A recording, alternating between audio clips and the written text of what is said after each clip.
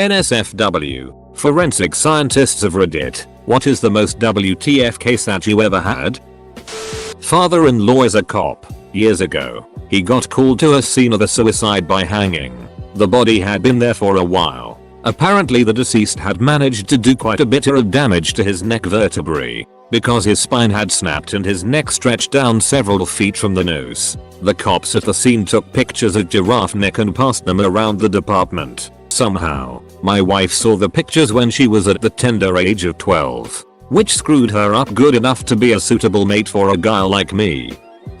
Not a forensic scientist, but a true story is good all the same. Officer I used to know was telling me of this kid's suicide. The parents had left for the day and the kid decided enough is enough. He grabbed his dad's shotgun and sat down on the sofa. With the shotgun in his mouth, he pulled the trigger. Blood, brain, and teeth covered the entire room and ceiling. The blast created a huge hole in the back of his head. Since the gun was in his mouth, he just sort of slid down the barrel. The parents come home and walk in to see their son sitting on the couch, shotgun in his mouth with the barrel protruding out of the back of his skull.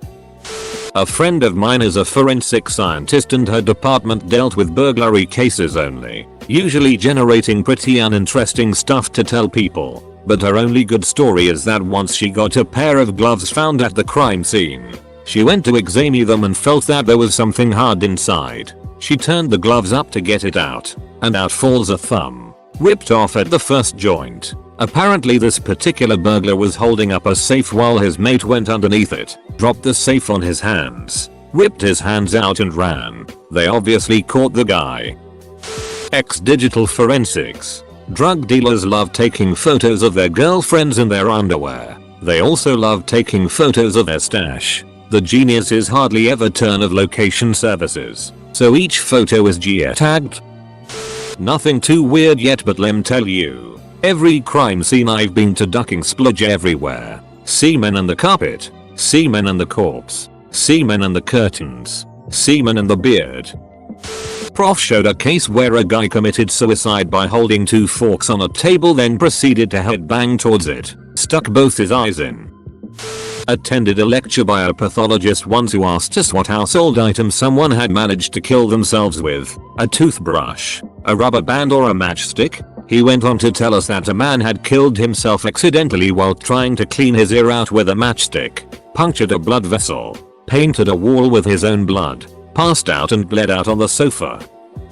This is a story from my fake uncle, a forensic officer who has leading a team of juniors in a suicide case. The victim of the suicide had filled a water pressure-based fire extinguisher with explosive material. He didn't go into detail, and hugged it like a teddy bear. Naturally, when he went off and out with a bang, he went all over the roof, walls and floor. My uncle proceeded to find a foot with all the tendons hanging out and paraded it in front of the juniors and pulled all the tendons, making the toes wiggle. His only regret was not finding a hand. Always fun around the most macabre of my father's friends. Not a crime scene guy. Used to be a first responder. Guy was sitting at a table, slumped over, with every single knife from a very nice knife set sticking out of his back, arranged just the way they were in the knife block. Wife was standing there, still yelling at him for dying too soon. Forensic chemist here, who occasionally gets called out to crime scenes just to consult on evidence collection. On the first one I ever went on, a father had shot his adult son and put the body in a deep freeze that was in his bedroom. There were a ton of cops and other people from our lab there, but when the coroner asked for help removing the body from the freezer, I volunteered quickly, as I had never been that close to a dead body, other than funerals, and was curious. As I helped the coroner lift the body out of the freezer, which still had a bunch of food in it too, a pack of frozen biscuits was stuck to his body. I had to pry them off of him, which was both very weird and kind of funny at the same time. A friend is a psychologist whose previous life was in crime scene photography. She went to the scene of the suicide in a garage. This guy had a project car that he had worked on his whole life. When he decided to end it all, he wanted to go with the car. So he shut the garage and turned on the engine and waited to top it off. He had taken a bunch of pain and sleeping pills. When my friend got there, it was a good while after his death. EMTs and other specialists were there looking for details and whatnot. He was the VP of a fairly large chain of local businesses, so there was an insurance settlement to consider. My friend is in the middle of photographing the scene and the guy was laying there, pronounced dead hours ago, and he suddenly just shook hard. She thought it was a death rattle, so she kept taking pictures. Eventually the guy sat up and nodded and the EMTs were called back in to stabilize him and eventually save him. Apparently the car had run out of gas right at the moment he went out and he was pronounced dead on the scene. He couldn't talk or do much, but he had actually survived.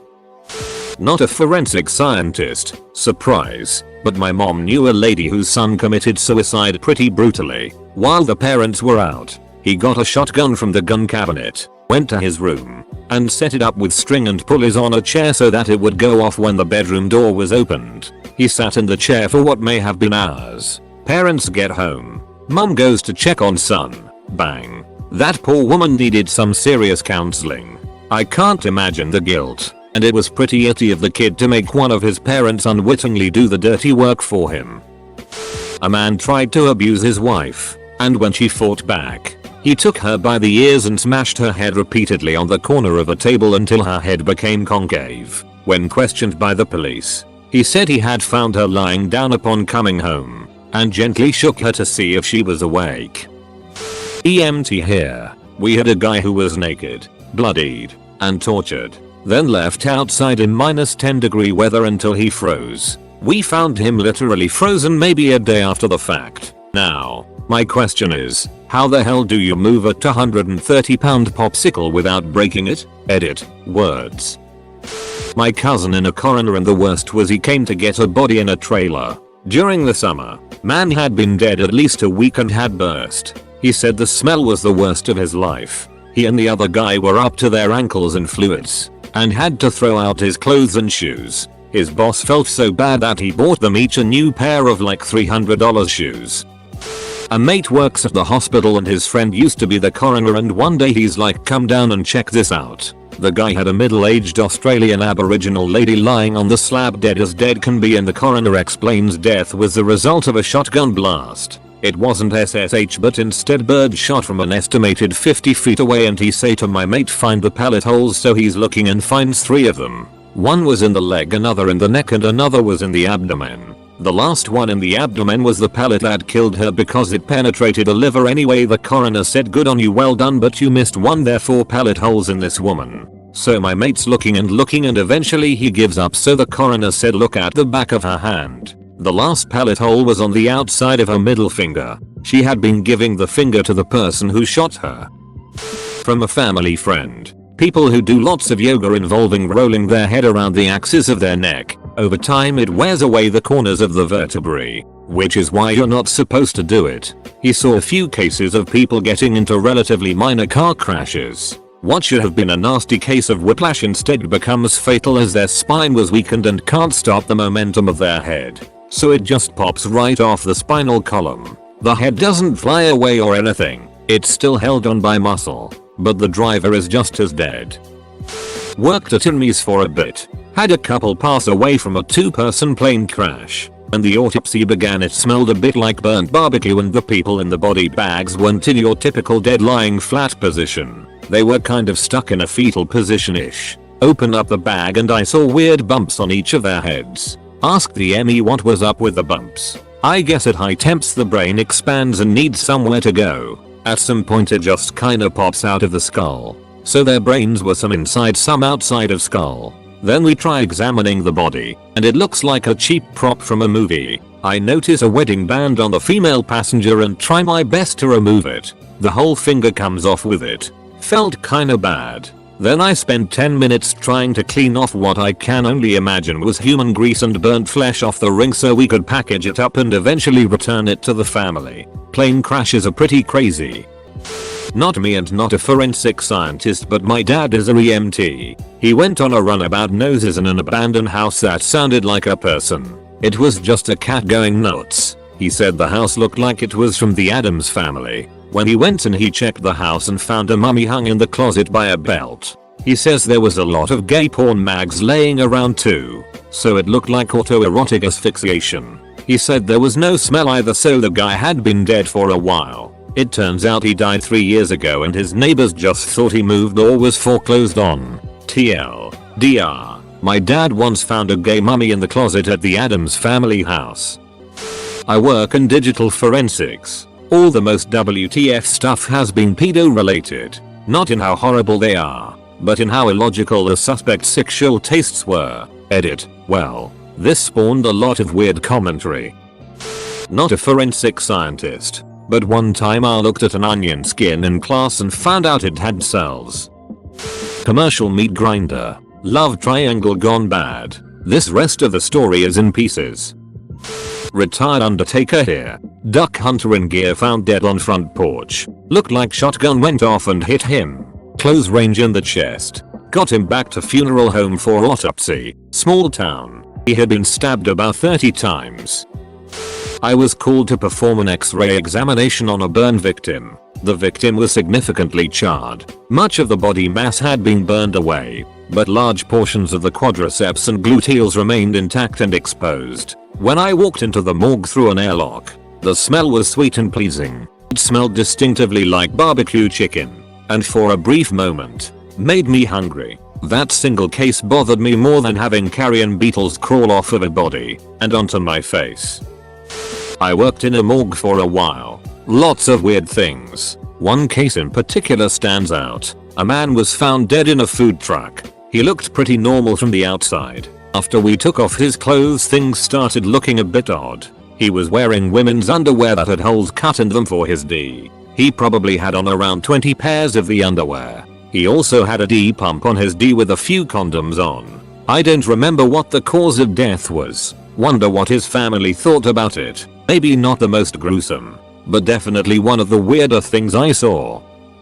A friend of mine is a CSI, and I don't know if he's posted here, but just in case he hasn't, I'll put this here. Anchorage, Alaska, 2008. 27-year-old woman hasn't paid her rent in 4 months. The landlord gave her a bit of a reprieve because he knew she was very poor and she was in low-income housing. But after 4 months of zero contact, enough is enough and he calls the cops to get into her place and either see her to talk or change the locks and remove her stuff to a storage shed so the apartment can be released to someone else. The cops find the front door to be bolted and use the landlord's key to get in. Then find the woman dead in her shower, just sort of slumped as if she fell against the wall and slid down. The water wasn't on, and as this is AK in the winter, the water is never shut off by the city because if hot water isn't moving through the pipes they freeze and burst. The fact that her shower is off means she never turned it on, or someone turned it off. The body is taken to the morgue and autopsied at the family's request because no obvious means of death can be found. As far as the examination could conclude, she died from an adrenal surge causing her heart to stop, more commonly known as frightened to death, which yes, can actually happen in some rare cases. The body was old, but no test showed any residual drugs in her system. None were found in the apartment, nor was any sign of anyone having entered or left before the cops. The young pretty average health woman appears to have gotten into her shower, and then her heart stopped due to terror. As far as I know, that's where the story ends. No substantial leads. I regularly post on unsolved mysteries, so I thought his was fitting here. One of the best cases on Forensic Files was cold case that had gone unsolved for decades. A man told police he had picked up a hitchhiker in the evening. After the man and the hitchhiker got into a fight, the man threw him out of his car 2 miles away from his mother's house on a busy highway. The man later came home to his mother's house only to find the hitchhiker at his mother's house. He left to go call police from a payphone. This was before cell phones. The police found his mother dead in bed. The man was a beneficiary of a huge life insurance policy and was the prime suspect. The cops or anyone did not believe the man's story. It was inconceivable that the hitchhiker, who did not know where the mother's house was, could make a 2-mile journey with turns in a neighborhood to just randomly break in and kill the man's mother, who he didn't know. But there was blood at the scene and a palm print on the staircase that was not the man's nor the mother's. After some investigation, people at Hardee's did confirm that there was a man that fit the description looking to hitchhike. Still, they just assumed the man had paid the other man to kill his mother. 15 years later, after the invention of Codice, The DNA was matched to a career criminal who definitely matched the description of the hitchhiker. After bringing him in and interrogating him, the killer had no idea he had killed the mother of the man who gave him a ride. He simply walked through this neighborhood looking for a house that looked empty, and his mother's was the only one without the lights on. It's baffling. After completing my medical graduation, I was posted as a junior resident in the Department of Forensic Medicine. 40+ female who had suffered burn injury died due to overhydration with IV fluid. In her chest was opened. Believe me, the smell hits your frontal cortex like no other smell. It was messy. Very, very messy. I had a professor who was an expert in osteology and would train radiologists and doctors to recognize defensive fractures in arm bones. Defending yourself from an attack can leave a very distinctive spiral fracture on your forearms. And in his years of research, he'd never encountered that specific fracture pattern anywhere except in a defensive wound. Until he was attending a seminar at the University of Toronto in February, and when leaving the lecture, he was walking down an outdoor flight of stairs when someone called out to him to ask a question. He had his hands in his pockets because he wasn't wearing gloves, turned, slipped and fell while perpendicular to the steps. His forearm hit the step and resulted in the exact spiral fracture he'd never seen anywhere else. And best part is that the radiologist that examined him was someone he himself had trained to look for this sort of fracture as a warning sign for domestic violence. A friend's wife does forensics field work for a sparsely populated area and had said that only one case has been noteworthy. She was asked to analyze a crime scene in a house used to manufacture meth. She surveyed the outside and then proceeded with an officer to the kitchen where the basement door was located. In the basement they found a metal door bolted shut and they decided to call for bolt cutters to enter. They didn't have them at the time, so she kept examining the area and found a side door to THR room behind a furnace. The lock was jammed open and they found a sawn-off 12-gauge shotgun had been pointed at the bolted door. The gun was loaded and the tripwire still attached to the shotgun. She described it as the most chilling experience of her career. I'm a specialty forensics investigator that focuses on fire and explosions. Somehow, a lady with a coffee can of gas, her husband's asphalt-covered work clothes, and a front-load dryer managed to turn the dryer into a rocket ship that launched through a plate glass window and 10 feet into the road. We have no known models that can demonstrate how the available materials were able to launch the dryer. I was at a regional medical center in rural Guatemala when we had a case come in from an OTA, road traffic accident, involving a pedestrian and a chicken bus. For those of you who don't know, a popular, but incredibly dangerous, form of public transport are retired American school buses that have been painted all sorts of vibrant colors, but underneath the mechanics are shot to it. Anyway, this pedestrian had been hit by one of these rolling death traps which was fully loaded going around 80 miles per hour and ended up getting wrapped under the front right wheel arch and completely mangled beyond recognition. They found bits of this guy spread 2 kilometers down the road as the initial impact had split his torso down the middle and basically turned him inside out. When all the bits had been collected, the height of the body bag was around 2 inches, so you imagine the state of the remains. Passers-by helped us pick up bits from the side of the road, but dogs and cats ran off with a fair amount of the smaller bits. Guatemala is a cool place. Made an account and quit lurking just for this thread. Crime scene tech here. This one stands out as I was still training at the time. Suicide by gunshot. Guy went to an indoor range and rented a monster of a revolver, a Judgify Ike. This thing could shoot 410 shot shells. The force basically blew the top of his head off. What remained of the skin from the top of his head was flapped into the skull cavity and his eyes looked like they were bulging out. Blood and brains up to 10 feet away. Found his safety goggles about 10 yards downrange. The scariest part was he was watching others shoot beforehand. Sometimes I wonder if he planned to take others with him. Late to the party but saddest case was 2 brothers out hunting. The older one, 14, shot the younger one, 12, accidentally when he saw deer. He hit his brother square in the back of the head, which leaves quite the exit wound on the other side. Yes, he did flip him over, and see what he did. Feel bad for the kid. Most WTF. Crackhead on her period with a week-old pad. Yes, she used the same one for a week. Threw it at a cell. Good. I got to take pictures of the pad. Was pretty gross, but at least I didn't get hit by the pad. It was a long time ago, retired now. My ME unit investigated overflow cases, basically cases that the main unit wouldn't need to waste resources on. Came down to us. We would get things like accidents and suicides, open and shut. Sometimes we got more intense cases. The one that stuck. It was the first time they actually warned me before opening the body bag. The death was reported as an accident. He fell from the balcony of his apartment on the 12th floor into the tree beside the building, hitting every branch on the way down. Turn out his mother pushed him. The result was a grotesque mess. Stepfather used to be a police officer and loves telling stories about crime scenes. He went on to tell us about how after a motorcycle rider was struck by a train, he went under the wheels. His torso was found about 30 feet from his legs. They were connected by an intestine. So he picked up one end of the intestine and started to wrap it up like a rope. Not me, but there was a great case that I can't currently find on Google. I hope it was true. A woman was found dead in her bed with blood everywhere. And I mean everywhere. There were wine glasses, or drinking glasses, throughout the house with blood in them. I think blood may have been smeared about as well. So the investigators assume some bizarre ritual. A gang of people. The whole 9 yards. Long story short, she had some strange clotting problem and was bleeding out of her mouth for an extended period of time. She probably got hazy from the loss of blood and was just trying to not make a mess in her house, so she kept spitting the blood in glasses. Eventually she was overcome and died in her bed. Edit. I only hope it was true, BC. I don't want to propagate lies.